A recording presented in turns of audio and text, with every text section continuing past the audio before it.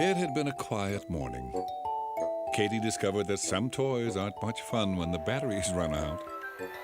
Orbie found out that once a can of marbles hits the floor, they go in all different directions. And they both learned that if you fold paper in a certain way, you can turn it into a plane and fly it across the room. At lunchtime, Katie told Mom that she had read every book in her collection and she really needed more. Mom sighed as she ladled out the tomato soup. She needed a new book, too. Orbie trumpeted that he would really like a book about spaceships traveling in outer space. Mom sat down to eat and snapped her fingers as she did.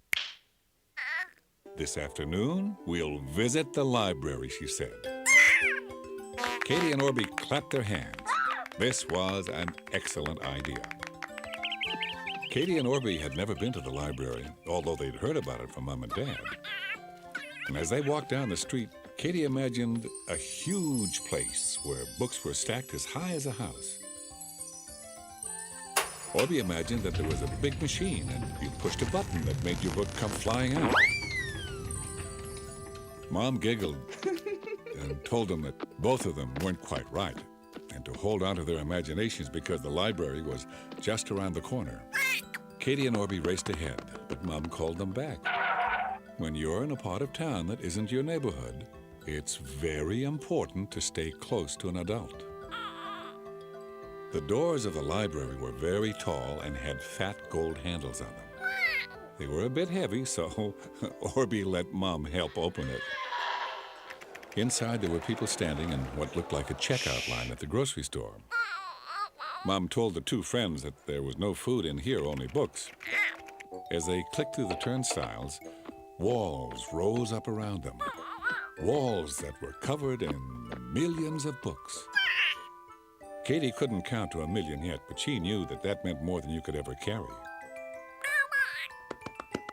Right away, Orbie pulled out a big fat book and put it on the floor.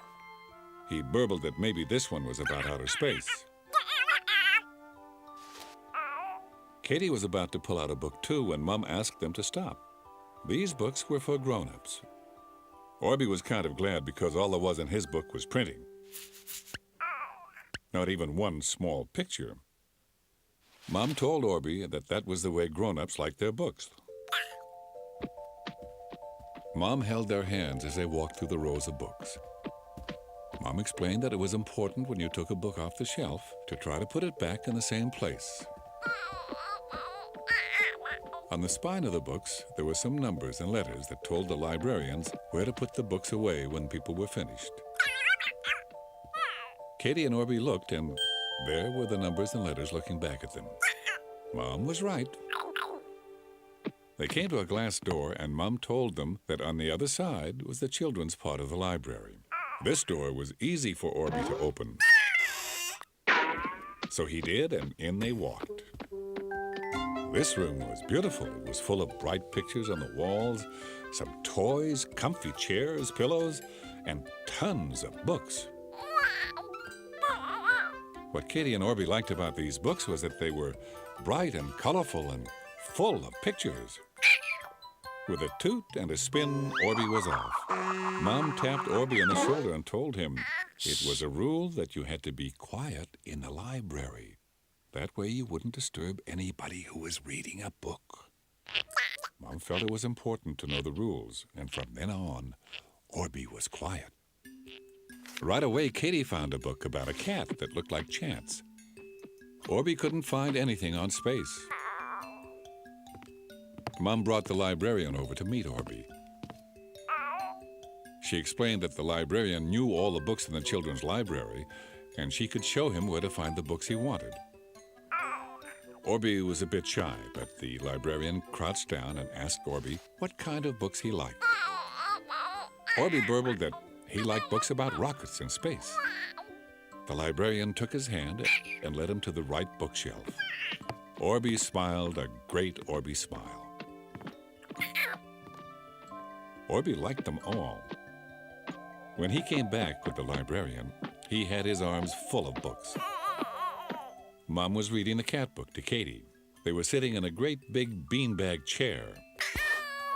Orbie nestled in with them too and started to look through his books. Soon the librarian, whose name was Susan, asked them if they would like to see a puppet show. Katie said yes, and Orbie tooted.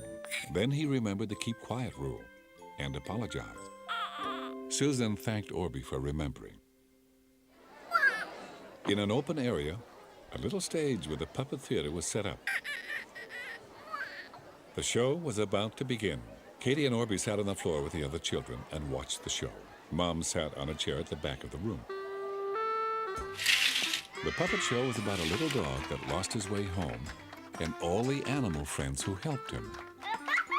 Katie was really glad he finally got home. And Orbie loved all the funny parts. At the end of the show, Mom said that it was time for them to get back home, and they could each choose 3 books to borrow. At the desk, the lady opened up the books and showed the 2 friends the little piece of paper in the back.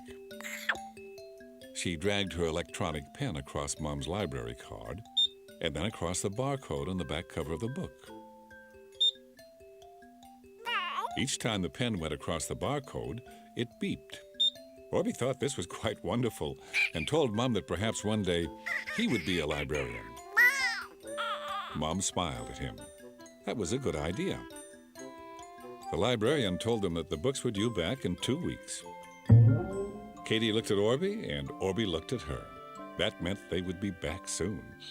Orbie almost tooted, but he remembered the keep quiet rule. He thanked the librarian, and so did Katie, and they turned to the big, tall doors. On the way home, Katie told Mom that it was very nice of the library to lend their books, and Mom agreed. They liked everybody to borrow their books, read and enjoy them, and then bring them back so that someone else could have a turn. And do you know that there is a library near you where you can do the same thing?